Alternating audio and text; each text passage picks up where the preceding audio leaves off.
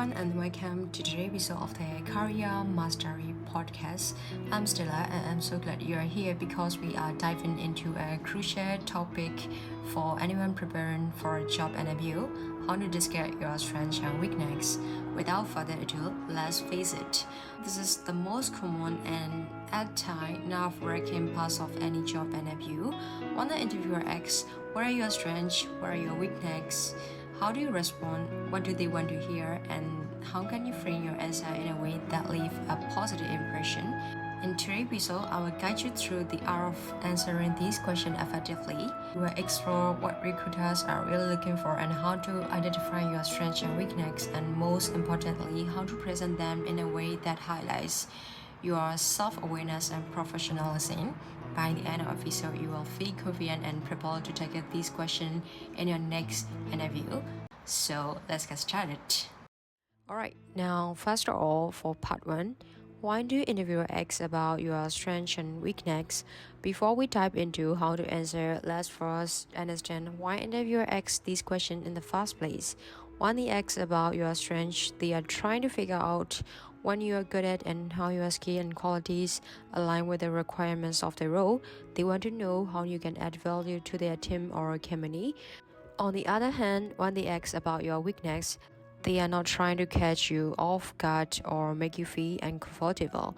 Instead, they want to gauge your self-awareness. Are you someone who can recognize your areas for improvement? Are you actively working on developing yourself?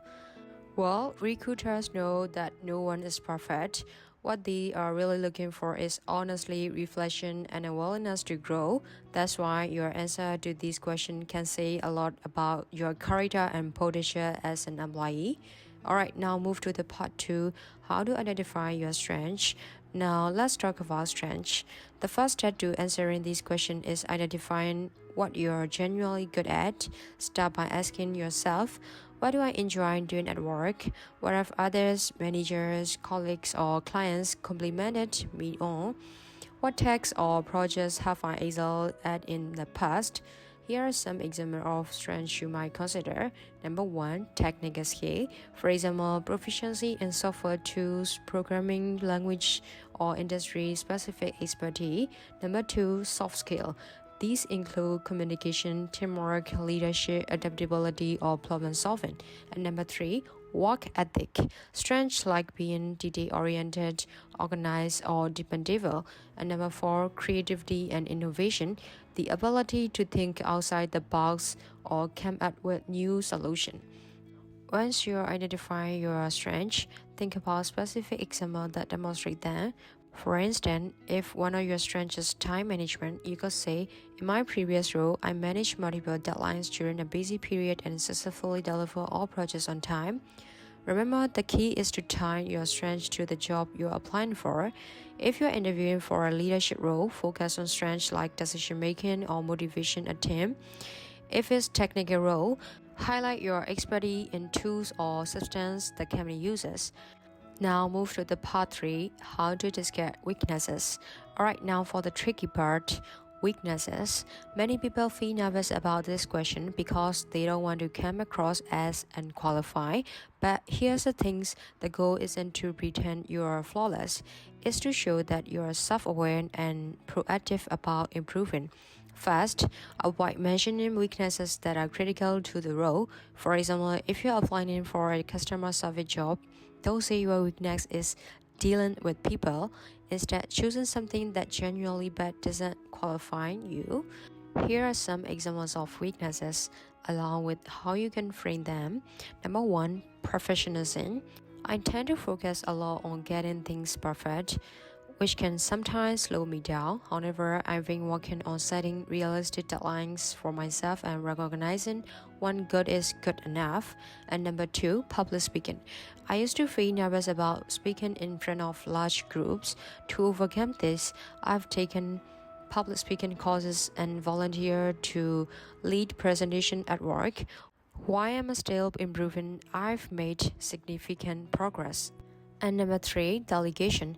I sometimes struggle with delegating tasks because I want to ensure everything is done correctly.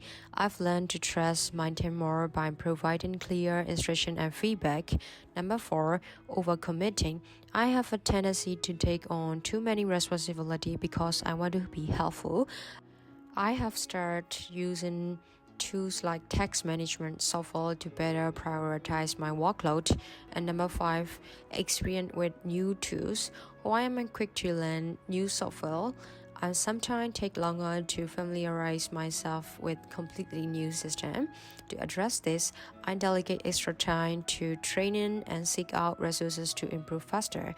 The key is to frame your weakness as something you are actively working on.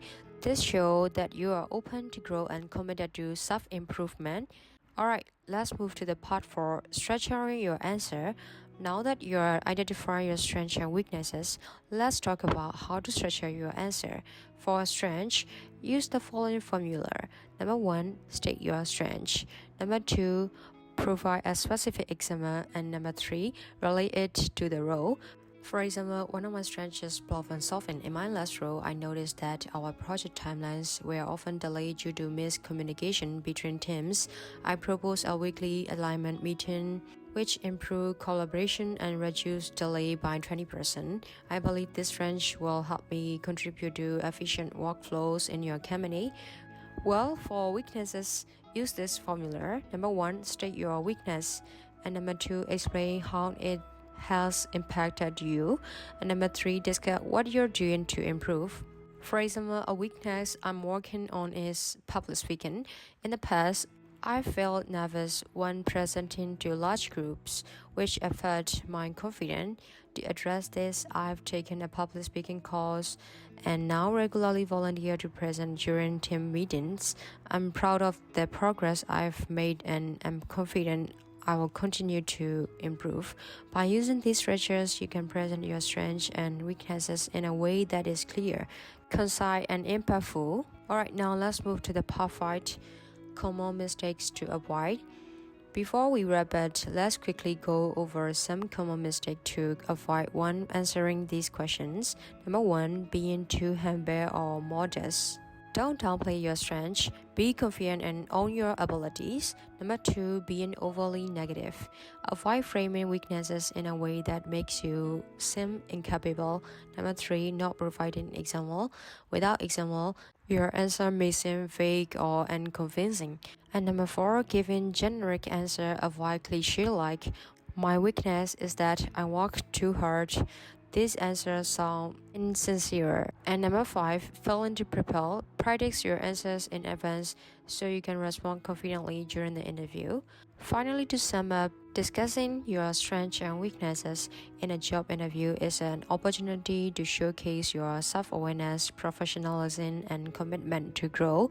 For strengths, focus on qualities that align with the role and back them up with specific examples. For weaknesses, be honest but strategic and always highlight the step you are taking to improve. Remember, the goal isn't to present yourself as perfect, it's to show that you are a thoughtful and proactive professional.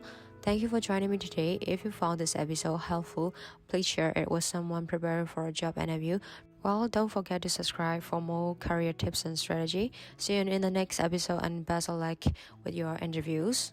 And again, thank you so much. Bye bye.